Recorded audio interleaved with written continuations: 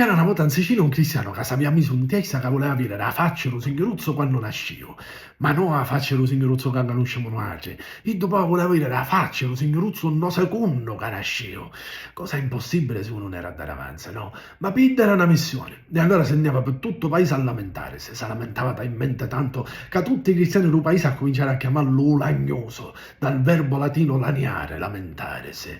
E questo cristiano un giorno mentre camminava cucciò un bicchiaretto e ci contò tutta la storia pure a Ido. Ma un bicchiaretto poi poi ci disse no. Se tu vuoi vedere la faccia dello signoruzzo, una può vedere così. A può vedere solo un anno, a può vedere solo un suo anno. E allora questo cristiano si mise in taragnone e si addormisciva e cominciò a insonnare. E si insonnò tutti i casuzze, poi la immaluzzi, poi storiette.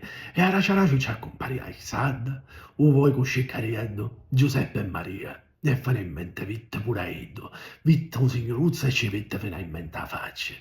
Chi che per noi c'è l'addormisciuto per siepe, qualcuno chiama pure lo scemonito per siepe, in realtà si chiama solo lagnoso, e non è lagnoso perché non volesse fare niente, per come diciamo noi, e per come pensiamo noi, è lagnoso perché gente ci disse che era lagnoso perché poteva fare una cosa che era impossibile da fare, invece per una teoria dice che è grazie a Iddo che abbiamo per siepe oggi perché è un'estensione del sogno del lagnoso. E ancora oggi, nelle case di tutte noi, sono agnoso è bello tranquillo.